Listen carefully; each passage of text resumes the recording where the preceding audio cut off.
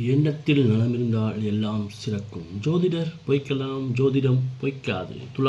துலாம் சொல்லும் ரகசியம்.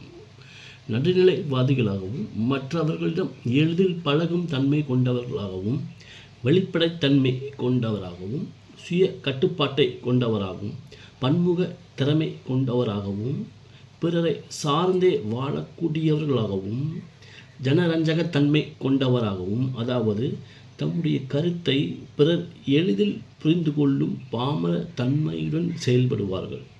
தேவையில்லா பிரச்சனைகளில் இருந்து விலகுவதில் கழுவுற மீள நழுவுற மீனாக இருந்தாலும் நிலைத்தன்மை இல்லாத மற்றும் முரண்பாடான துணைகளால் மரணத்திற்கு இணையான துன்பத்தை அனுபவிக்கிறார்கள்.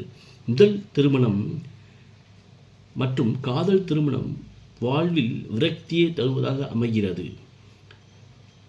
குடி அடிமை மற்றும் அர்த்தமற்ற விதண்டாவாதம் கொண்டவர்களாகவும் தன் துணையை கொடுமைப்படுத்தும் குணக்கேடு கொண்டவராகவும் முதல் திருமணம் அமைகிறது.